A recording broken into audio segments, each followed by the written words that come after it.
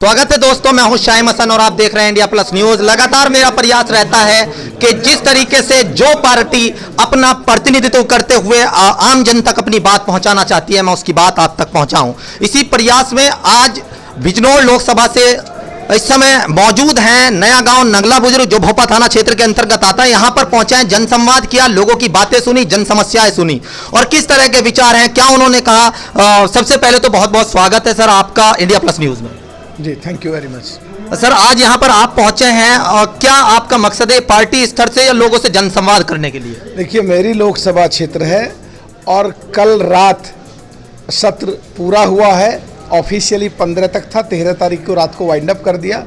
तो अपनी लोकसभा में जा रहा हूँ, लोगों से मिल रहा हूँ जिन्होंने मेरी मदद करी है, उनको धन्यवाद बोल रहा हूँ और उनके बातें सुन रहा हूँ और कोशिश कर रहा हूँ कि वो मुझे महसूस कर सके कि मैं उनके जैसा हूँ, बिल्कुल बराबर की हैसियत में। पार्लियामेंट में जब बोलता हूँ, उनकी ताकत को लेके बोलता हूँ तो देश में एक हलचल पैदा होती है, लेकिन यहाँ आके मैं अपने बड़ों के पैर छूता हूँ। सर, आपको जब संसद में बोल रहे थे, दलितों की बात रखी, अल्पसंख्यक समुदाय की बात रखी, कश्मीरी गुज्जर जो मुस्लिम गुज्जर हैं उनकी बात रखी और आपने ये तक कह दिया कि अगर सामने कितना भी ताकतवर होगा, लेकिन आमजन ने जो मुझे ताकत दी है, मैं उसके जो उन्होंने मुझे ताकत यहाँ पर पहुंचाया, मैं बोलता रहूंगा। तो वहां पर किस तरीके से लोगों को जो ये वीडियो चल रही है, किस तरह का प्यार मिल रहा है?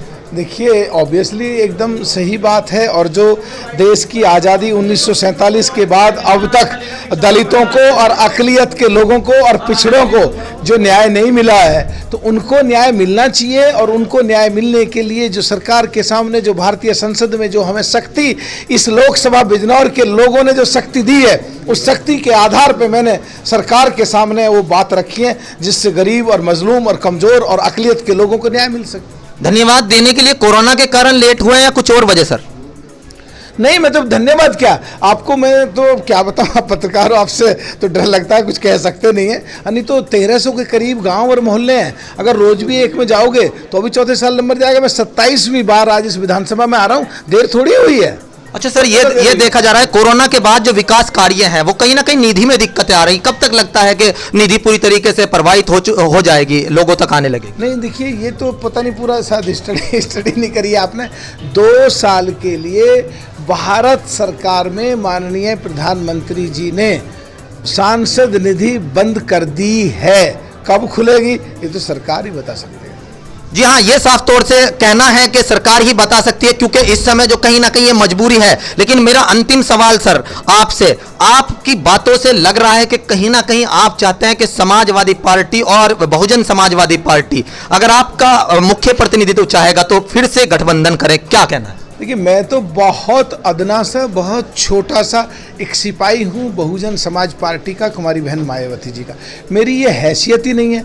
अखिलेश जी तो बहुत बड़े नेता हैं, कुमारी बहन मायावती जी तो बहुत बड़ी नेता हैं। ये तो उनके स्तर की बात है, मैं तो इसमें कुछ कर ही नहीं सकता, सोच भी नहीं सकता। आप पार्टी के लिए लगातार जिस तरीके से जा रहे हैं, लोगों में देख रहे हैं, मुस्लिम लोगों का भी काफी प्रेम मिल रहा है आप लोगों को और लगातार गाँव-गाँव जाके देख रहे हैं, तो क्या लगता है कि इस बार की 2022 की स्थिति क्या रहेगी? देखिए, मैं तो ये मानता हूँ कि जिन लोगों ने मेरी मदद की है, अब हमारे जो साथ में खड़े हैं, हमारे साधुवाद जिन्होंने ग्रहण कर लिया, ऐसे लोग भी आकर के हमारे साथ मिल रहे हैं, बात कर रहे हैं और हम भी लोगों के पास जा कर के उनकी मुसीबत या प्रॉब्लम्स या उनकी जो समस्याएं हैं उनको समझ रहे हैं, उनके दुख में सुख में जा रहे हैं, मिल रहे हैं। तो कोशिश कर रहे हैं कि उनका जो कर्जा हम पे है उसको उतार सकें।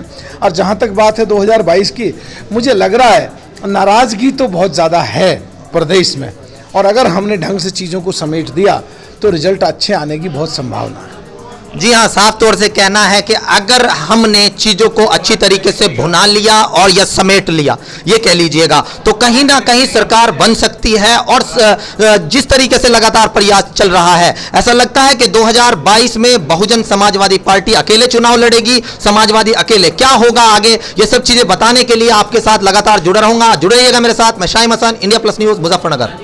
इंडिया प्लस न्यूज, सिर्फ वही जो सही।